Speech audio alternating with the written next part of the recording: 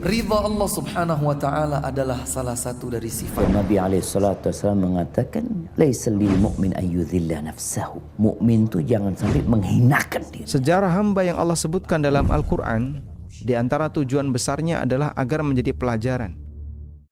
Assalamualaikum warahmatullahi wabarakatuh. Alhamdulillah hamdan katsiran tayyiban mubarakan fih kama yuhibbu rabbuna wa yardah. Wassalatu wassalamu ala nabiyir rahmah wa ala alihi wa sahbihi wa man tabi'a hudahu ila yaumil qiyamah. Qala Allah Ta'ala fi kitabil karim, ya ayyuhalladzina amanu ittaqullaha haqqa tuqatih wa la tamutunna illa wa antum muslimun. يا أيها الناس اتقوا ربكم الذي خلقكم من نفس واحدة وخلق منها زوجها وبث منهما رجالا كثيرا ونساء واتقوا الله الذي تساءلون به والأرحام إن الله كان عليكم رقيبا يا أيها الذين آمنوا اتقوا الله وقولوا قولا سديدا يصلح لكم أعمالكم ويغفر لكم ذنوبكم ومن يطع الله ورسوله فقد فاز فوزا عظيما أما بعد. Ma'asyiral hadirin jamaah a'azzakumullah. Pembahasan kita pada risalah al-usul ats-tsalatsah. Sekarang kita masuk kepada halaman ke-23 dan 24. Berkata Asy-Syaikh Al-Muallif rahimahullahu ta'ala, war-rabbu huwal ma'budu. Dan Rabb dialah al-ma'bud yang berhak untuk diibadahi. Jadi setelah Asy-Syaikh menjelaskan bahwa landasan yang pertama adalah mengenal Allah subhanahu wa ta'ala, dan Allah adalah Rabbul Alamin yang menciptakan seluruh alam, memelihara, dan seterusnya. Termasuk juga bagaimana cara mengenal Allah melalui makhluk-makhluk Allah, ayat-ayat Allah, yang itu semua menunjukkan bahwa Allah subhanahu wa ta'ala adalah Rabbul Alamin. Selanjutnya, Asy-Syaikh menjelaskan, war-rabbu huwal ma'bud. Rabb dialah yang berhak untuk diibadahi. Kita telah jelaskan ketika para ulama menyebutkan ada tauhid rububiyah, ada tauhid uluhiyah. Itu bukan berarti bahwa itu berjalan masing-masing, tidak. Semua berjalan bersama. Ya Allah Ar-Rabb, Allah lah ilah, dan seterusnya. Adapun disebutkan di dalam Al-Quran dengan ungkapan yang berbeda-beda, itu agar supaya kita betul-betul memahami bahwa hanya Allah saja yang berhak untuk diibadahi. Oleh karena itulah beliau katakan yang disebut Rabb, dialah yang berhak diibadahi. Didatangkan firman Allah subhanahu wa ta'ala di dalam suratul Baqarah ayat ke-21 dan 22, yaitu firman Allah subhanahu wa ta'ala, ya ayyuhan nasu u'budu rabbakumul ladzi khalaqakum walladzina min qablikum la'allakum tattaqun alladzi ja'ala lakumul arda firasha was samaa'a binaa'a wa anzala minas samaa'i maa'a فأخرج به من الثمرات رزقا لكم فلا تجعلوا لله أندادا وأنتم تعلمون. Allah subhanahu wa ta'ala berfirman, wahai manusia, seluruh manusia bahkan ini, bukan hanya orang muslim aja, semua manusia, wa'budu rabbakum, beribadahlah kalian kepada Rabb kalian, alladzi khalaqakum, yang menciptakan kalian, walladzina min qablikum, dan menciptakan orang-orang sebelum kalian, la'allakum tattaqun, agar kalian bertakwa kepada Allah subhanahu wa ta'ala dengan bertauhid, beribadah hanya kepada Allah semata. Jadi perintah untuk beribadah hanya kepada Allah, perintah untuk seluruh manusia. Bukan hanya orang Islam saja, semua manusia. Apapun latar belakangnya, dia diperintahkan untuk menghamba, beribadah hanya kepada Allah semata. Maka dakwah Islam itu dakwah mengajak manusia kepada tauhid, dakwah mengajak manusia untuk beribadah hanya kepada Allah, itu dakwah universal. Yang artinya semua manusia kena. Maka di antara makna kita mungkin sering mendengar satu ungkapan universalitas Islam. Keuniversalan Islam. Satu, bahwa perintah untuk beribadah kepada Allah Subhanahu wa taala bersifat menyeluruh kepada seluruh manusia. Tauhid diperintahkan kepada seluruh manusia, siapapun apapun dia. Dan ini sekaligus bukti bahwa syariatnya Rasulullah sallallahu alaihi wasallam juga untuk seluruh manusia. Bukan hanya untuk orang Arab saja. Diperkuat dengan sabda Rasulullah sallallahu alaihi wasallam, diriwayatkan oleh Al-Imam Muslim, la yasma'u bi ahadun min hadhil ummah. Tidak ada satupun yang telah mendengar dakwahku, yang sampai kepadanya dakwahku dari umat ini, siapapun dia. Yahudiyun, apakah dia orang Yahudi?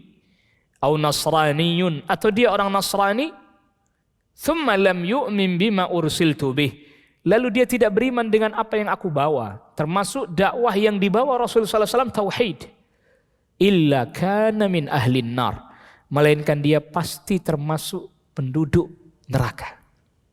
Itu menunjukkan satu, jadi makna Islam itu agama yang universal. Di antara maknanya adalah Islam berlaku untuk seluruh manusia. Berbeda dengan umat terdahulu, nabi terdahulu, setiap nabi diutus pada kaumnya saja.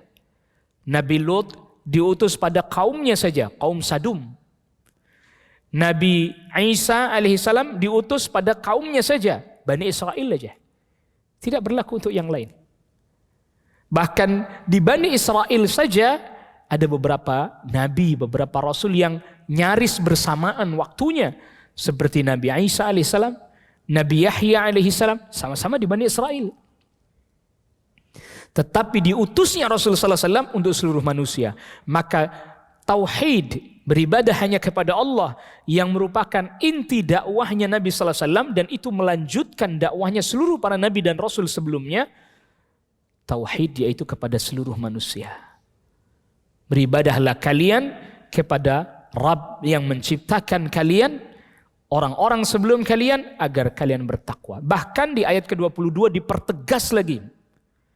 Bukan hanya sekedar menciptakan manusia saja, termasuk menciptakan langit, menciptakan bumi, mengatur dan seterusnya.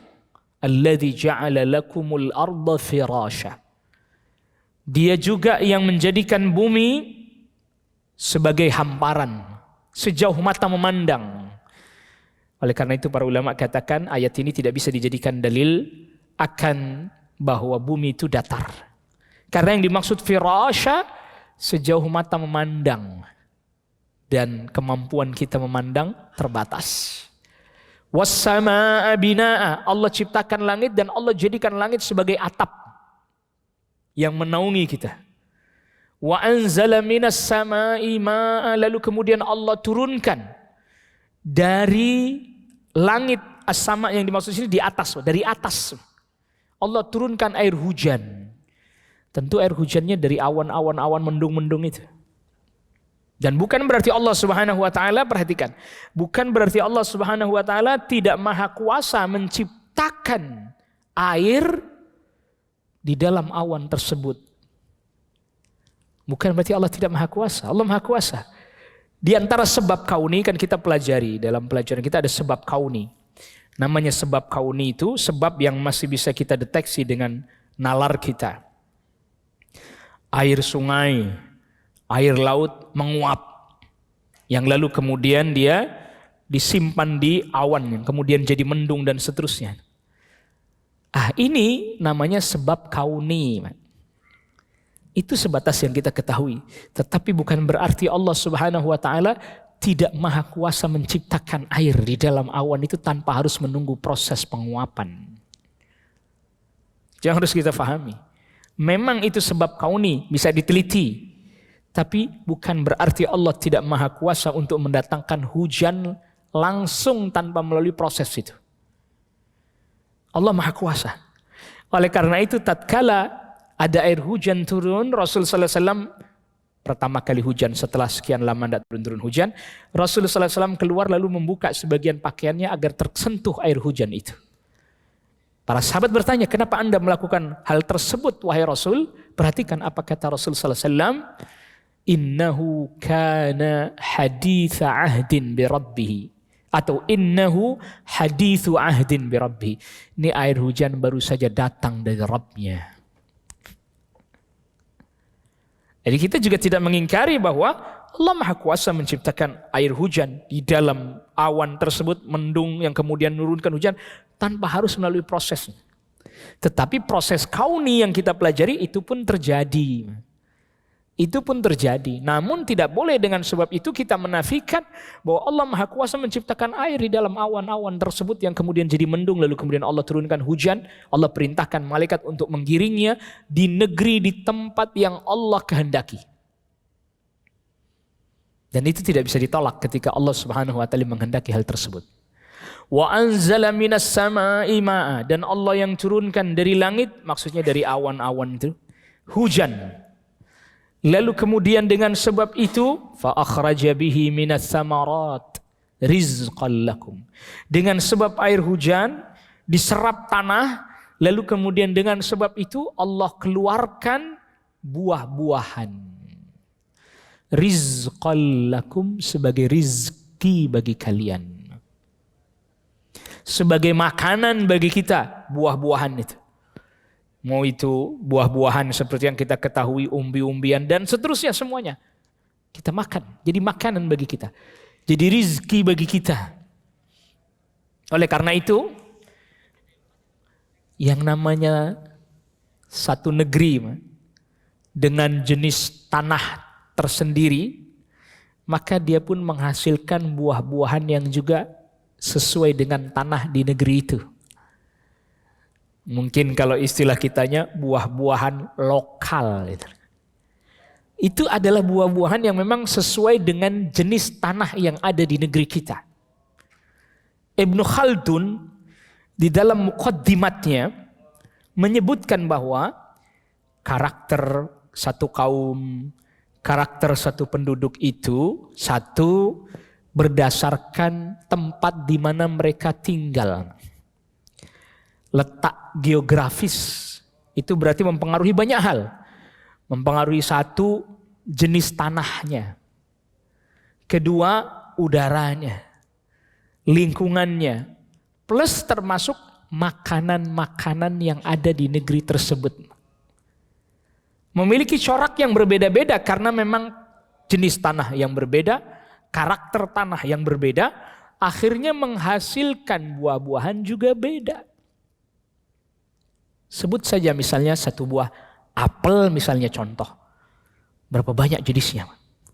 Di negeri yang berbeda punya jenis khusus lagi. Di wilayah yang berbeda memiliki jenis yang khusus lagi. Warna yang berbeda-beda, rasa yang juga apa?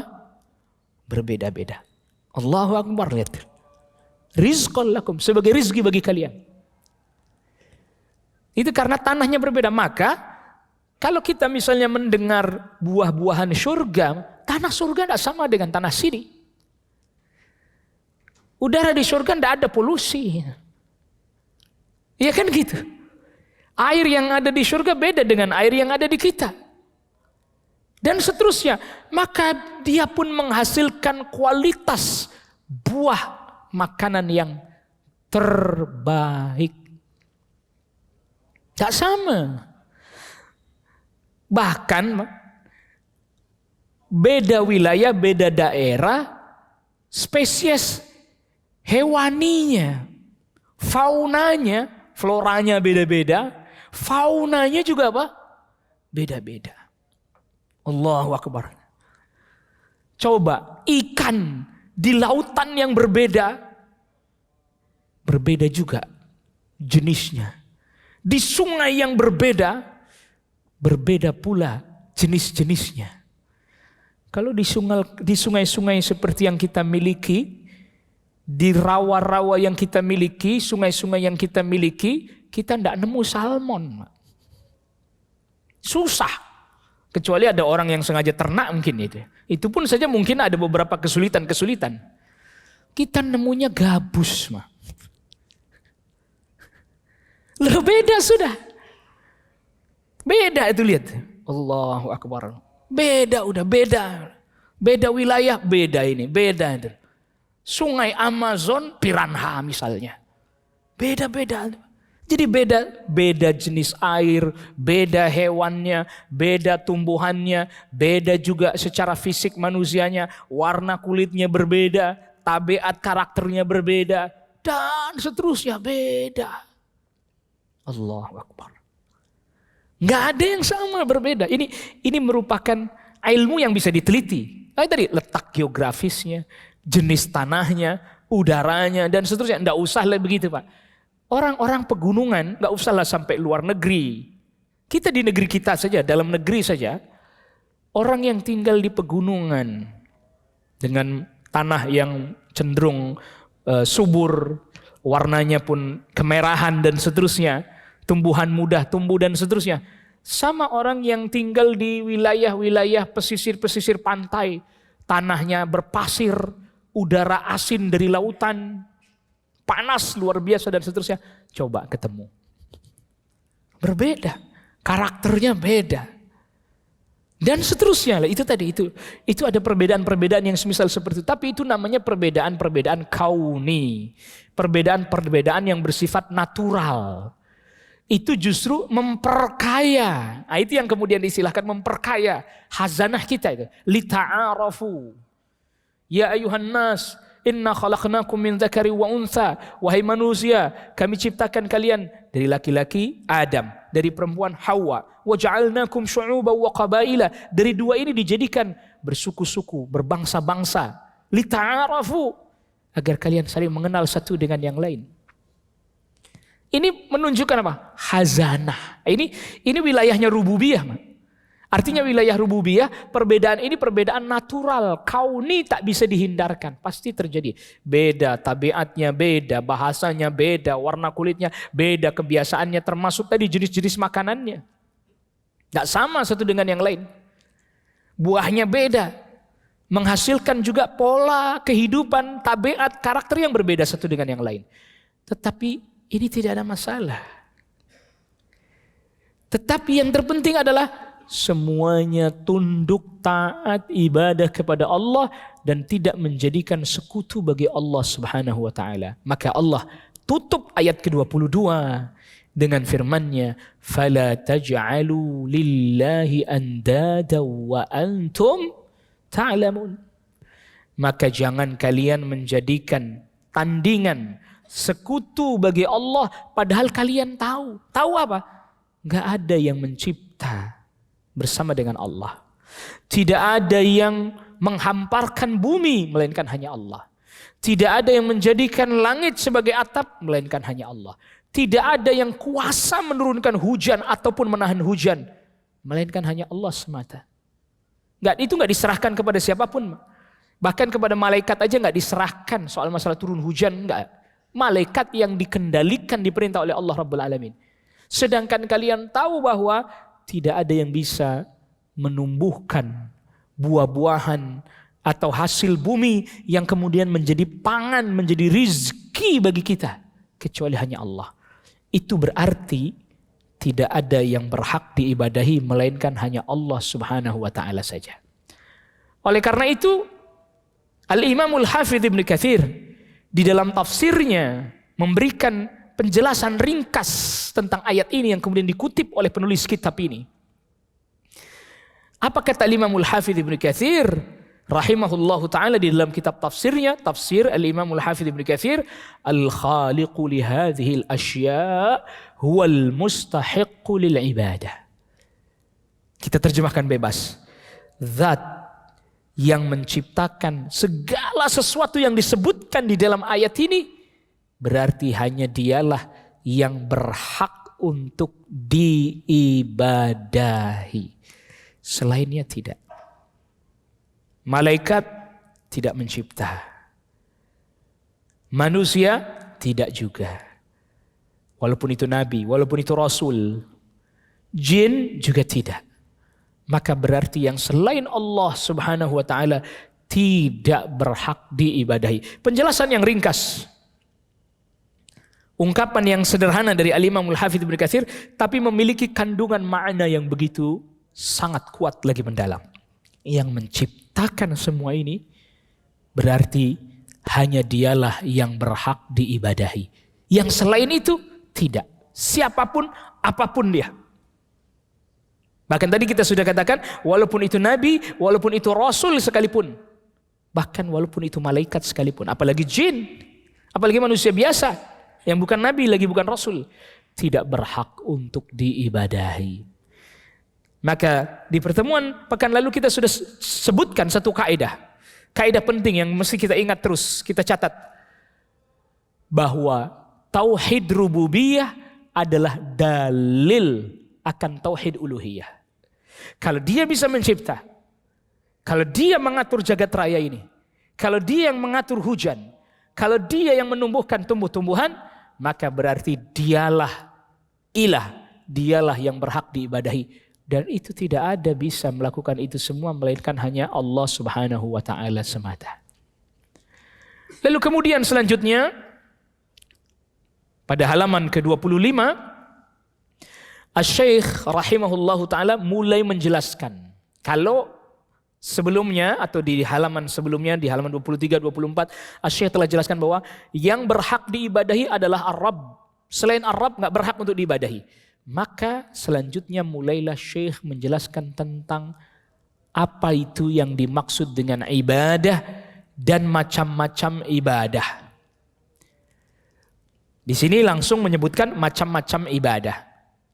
Tetapi sebelum kita masuk kepada anwa'ul ibadah, macam-macam ibadah, kita harus mengerti terlebih dahulu apa yang dimaksud dengan ibadah. Ibadah secara bahasa itu maknanya adalah at-tadhallul wal khudu, yaitu merendah, menghinakan diri dan tunduk. Merendah, menghinakan diri dan tunduk. Nah, ini ada penting, ada kata-kata tunduk ya. Jadi dua hal yang harus kita pahami. Merendahkan diri, menghinakan diri. Yang kedua, tunduk. Jadi tidak bisa hanya tunduk tapi dia tidak merasa rendah dirinya, tidak menghinakan dirinya, tidak. Atau dia menghinakan dirinya tapi tidak disertai dengan ketundukan. Dua-duanya. Kan ada orang yang disuruh dia lakukan, tapi tidak ada kepatuhan pada dirinya, tidak ada. Menghinakan diri nggak ada. Kenapa? Ya terpaksa aja saya. Atau ada orang yang dia merasa ya saya sebenarnya tunduk patuh tapi nggak mau ngikutin perintah. Ini juga tidak. Maka dua poin yang penting yang digabungkan. Sebagiannya para ulama lagi, termasuk Al-Imam Ibnul Qayyim rahimahullahu taala, dan juga Al-Imam Al-Hafidz Ibnu Katsir di dalam tafsirnya menjelaskan bahwa itu ada tambahan penjelasan. Dengan tambahan ghayatut tadhalluli wal khudu'i ma'al hubbi wat ta'zim. Sungguh-sungguh merendah, menghinakan diri disertai dengan kesungguhan tunduk lagi taat, disertai dengan kecintaan dan pengagungan, pemuliaan kepada Allah Subhanahu wa taala. Nah, definisi ini adalah definisi yang menjelaskan tentang hakikat ibadah dari sisi tinjauan hati.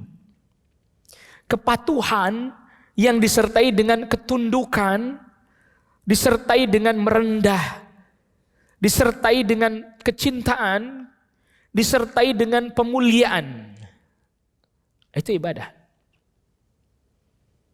Ini definisi ini secara bahasa ini mengambil makna ibadah dari sisi hati, amalan hati yang paling dalam dan paling mendasar.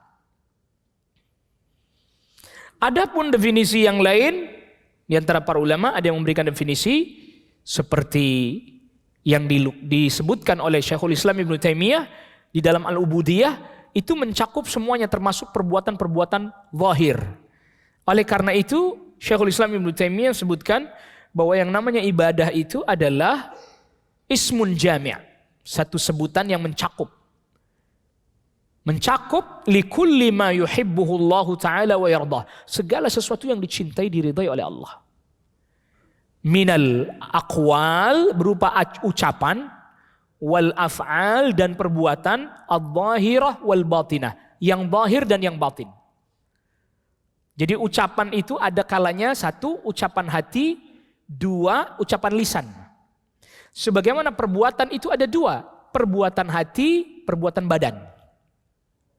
Nah, ibadah itu kita, yang namanya ucapan hati itu keyakinan maksudnya. Meyakini sesuatu karena ketundukan, merendah diri kepada Allah, disertai kecintaan dan mengagungkan Allah. Iman kita. Allah Subhanahu wa Ta'ala sebutkan tentang misalnya sifat-sifat Allah. Kita tunduk, kita iman, disertai dengan menerima dan juga mengagungkan dan mencintai Allah Rabbul Alamin. Misalnya Allah beritahukan kepada kita tentu melalui Rasul sallallahu alaihi wasallam tentang surga, tentang neraka, kita iman, tunduk, patuh. Yang kemudian itu mendorong kita untuk semakin tunduk, semakin beribadah kepada Allah. Lisan berkata yang benar, anggota tubuh bergerak yang benar, berharap ketika disebutkan surga, hati pun berharap, ketika disebutkan tentang neraka, hati pun menjadi takut dan berusaha menjauh dari sebab-sebab yang bisa menghantarkan kepada neraka. Itulah ibadah. Bukan hanya sekedar fisik, tapi tidak disertai dengan hati. Ya, bukan hanya sekedar disertai dengan fisik. Misalnya nih ada orang salat, Pak. Kenapa kamu salat? Ya karena memang udah biasa aja. Nggak ada rasa takut akan neraka, nggak ada. Berharap akan pahala dan ridhonya Allah, nggak ada. Merendah diri kepada Allah, nggak ada. Kecintaan kepada Allah, nggak ada. Pengagungan kepada Allah, nggak ada dalam hatinya. Itu berarti hanya salat fisik aja. Apalagi nggak disertai dengan iman. Seperti yang dilakukan oleh orang munafik, an-nifaq al-akbar. Orang munafik itu ngucapin syahadat tapi nggak ada iman, dia kerjakan salat tapi nggak ada keimanan. Maka itu betul-betul hanya ibadah luar fisik aja. Tidak disertai dengan ibadah batin, tidak disertai dengan ibadah hati, nggak ada. Tidak juga disertai dengan ketundukan, nggak. Oleh karena itu ibadah itu menjadi sirna, sia-sia begitu saja. Nggak punya nilai. Tidak punya nilai di sisi Allah Rabbul Alamin. Nah, ini harus kita fahami. Jadi bahkan para ulama katakan porosnya ibadah hati itu ada 3. Yang pertama, cinta kepada Allah Subhanahu wa Ta'ala, al-mahabbah. Yang kedua, takut kepada Allah Subhanahu wa Ta'ala, al-khauf. Yang ketiga, berharap, ar-raja. Masing-masing ada ketentuannya sendiri-sendiri. Masing-masing ini ada ketentuannya sendiri-sendiri. Tidak boleh cinta kebablasan sehingga tidak ada rasa takut sama sekali. Sehingga ada sebagian orang atas nama cinta kepada Allah dia lakukan sesukanya, tidak mengikuti aturan Allah. Tidak boleh juga atas nama berharap orang sesukanya aja. Yang penting kan saya berharap pahala, tapi nggak ngikutin aturan. Begitu juga misalnya takut yang berlebihan sehingga kemudian putus asa. Tidak boleh. Jadi ini masing-masing ibadah hati, cinta, takut, berharap, ini 3 yang menjadi porosnya. Itu ada aturan-aturan, kadar-kadar, batasan-batasannya. Bukan hanya sekedar ibadah fisik yang ada aturannya, ada syarat, ada rukun, ada pembatal. Bukan, ibadah hati juga ada. Maka ini harus kita fahami. Nanti kita akan bahas masuk kepada contoh-contoh yang disebutkan oleh Syekh Al-Muallif di sini, termasuk dengan dalilnya masing-masing. Tapi kita harus pahami dulu kaidahnya. Termasuk ibadah juga nanti ada yang namanya ibadah yang mutlaqah, ibadah yang mutlak. Tidak diikat waktunya, tidak dibatasi kadarnya. Misalnya sedekah, Pak. Sedekah yang sunnah, bukan zakat ya. Kan nggak dibatasi waktunya. Walaupun nanti ada waktu yang sangat dianjurkan, dimotivasi betul. Tapi tidak dibatasi waktunya. Tidak dibatasi kadar jumlahnya. Nggak dibatasi berapa kali pengulangannya. Tidak. Bahkan sedekah sunnah ini tidak dibatasi penerimanya lagi. Walaupun tentu diprioritaskan yang fakir, miskin dan seterusnya. Tetapi tidak dibatasi penerimanya. Sehingga kalau penerimanya dalam tanda kutip salah sasaran sekalipun, tidak batal pahala sedekahnya. Itu sebagaimana hadis yang sahih yang diriwayatkan oleh Imam Al-Bukhari, orang yang sedekah diam-diam di malam hari. Ketika dia sedekah, ternyata yang dia sedekahi itu pencuri. Yang dengan sebab itu Allah malah jadi hentikan dia dari perbuatan mencurinya. Lalu kemudian sedekah lagi, dia kasih aja nggak tahu ternyata pelacur. Yang dengan sebab itu dia berhenti melacur. Kan salah sasaran. Dia mungkin maunya nggak kasih tapi ya udahlah. Malah ini yang ketiga, dia sedekah yang nerima orang kaya. Kan dia nggak tahu, malam-malam dia nggak kenal. Dia kasih, ternyata yang menerima sedekah orang kaya. Malah justru Allah jadikan dengan sebab itu besoknya dia jadi malu. Jadi akhirnya yang kaya yang tadinya kikir, pelit, bakhil, medit, cap jahe dan seterusnya itu, akhirnya dia malah jadi dermawan. Tapi di situ kan ada poin penting yang perlu kita tangkap. Pesannya adalah tidak dibatasi, sampai penerimanya pun tidak dibatasi. Itu namanya ibadah yang mutlaqah. Nah kalau yang ibadah mutlaqah ya dimutlakkan saja, tidak usah dibatasi, kecuali nanti ada dalil-dalil lain yang lebih mendorong, lebih motivasi dengan tata cara tertentu. Misalnya sadaqatus sirri tudfi'u ghadabar rabb, sedekah yang sembunyi-sembunyi. Nah itu kan berarti dia nggak dibatasi kapan, cuman tata caranya lebih utama. Nah orang ini ingin melakukan itu, sedekah sembunyi-sembunyi dia. Malam hari ketemu orang, bahkan gelap-gelap di zaman itu nggak kayak kita sekarang, dia nggak kenal itu siapa, yang itu pun nggak kenal yang memberi siapa, udah kasih aja. Ada kalanya ibadah itu yang muqayyadah, diikat. Waktunya, tata caranya, jumlahnya berapa, dan seterusnya. Maka tempatnya di mana misalnya. Kalau yang seperti ini diikat, ikuti sesuai yang diikat itu.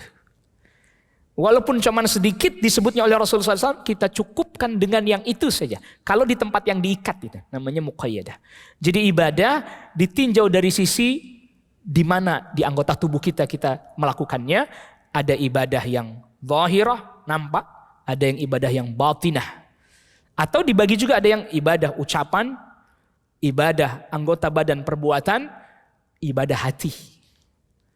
Ibadah juga dari sisi apakah dia diikat atau tidak diikat. Ada yang namanya ibadah yang mutlaqah, ada yang muqayyadah. Nah ini kaidah ini harus kita ingat. Ya nanti kita seterusnya kita akan mampu mendeteksi. Kita akan mampu mendeteksi, kita akan mampu mengkaji. Karena kalau kita tidak pakai kaidah yang seperti ini, nanti kita jadi rancu. Misal contoh, ada orang berkata,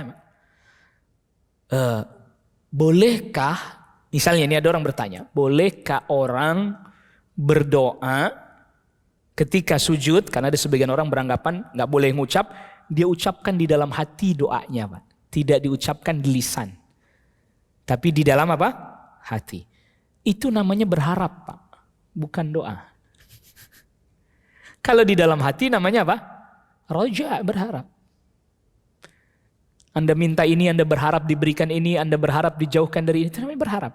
Kalau yang namanya doa, itu diucapin juga di lisan. Hatinya berharap, lisannya bunyi. Lisannya berbunyi, berucap. Nah, karena doa di dalam sholat ketika sujud, doa di dalam sholat setelah tasyahud akhir, itu walaupun dia di dalam sholat, dan itu dibolehkan karena ada dalil, tapi bersifat mutlak, nggak diikat. Oleh karena itu Rasulullah SAW sabdakan, wal yatakhayyar ahadukum a'jabahu minad du'a falyad'u bih. Silakan dia pilih doa mana aja yang dia mau, yang dia suka. Enggak dibatasi. Tapi kalau yang zikir ruku muqayyad. Ngikutin riwayat-riwayat yang datang. Zikir sujud muqayyad, ngikutin yang datang. Takbiratul ihram ngikutin yang datang. Allahu Akbar, enggak boleh diterjemahin. Karena itu muqayyad, zikir muqayyad. Allahu Akbar. Oh, boleh dong. Kalau gitu diganti Allah Maha Besar. Tidak boleh, karena itu muqayyad, dibatasi. Harus lafaz itu. Harus redaksinya seperti itu. Tapi kalau doa, Rasul nggak ngikat. Jadi kita boleh pakai bahasa Indonesia. Dan itulah yang lebih kuat, wallahu a'lam. Disitulah ternyata perbedaan itu terjadi. Orang beranggapan, loh kok pakai bahasa Indonesia? Enggak boleh dong loh. Pakai bahasa Arab, pakai bahasa Indonesia kan doa. Karena tidak dibatasi. Dia mutlak. Berarti nanti yang lain boleh. Enggak, yang lain muqayyad. Bacaan ruku. Sami'allahu liman hamidah. Muqayyad. Bacaan sujud. Subhana rabbiyal a'la. Subhanakallahumma rabbana bihamdika Allahumma ufirli. Subhanadzul jabarut wal malakut wal kibriya wal azamah.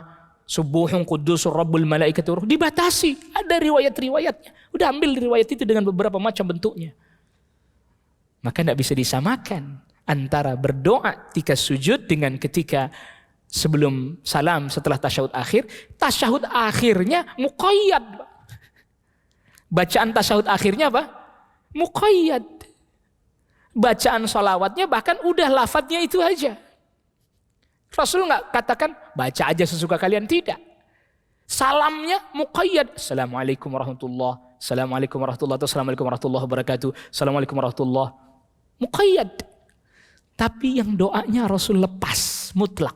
Waliyatakhayyar ahadukum ma syaa minad du'a atau a'jabahu minad du'a. Silakan dia pilih doa yang mana aja. Wallahu ta'ala a'la wa alam. Ini yang bisa kita bahas pada pertemuan kita kali ini. Wassallallahu ala nabiyina Muhammadin wa alihi wa sahbihi wa sallama tasliman katsira. Subhanakallahumma bihamdik asyhadu an la ilaha illa anta astaghfiruka wa atubu ilaik. Assalamualaikum warahmatullahi wabarakatuh.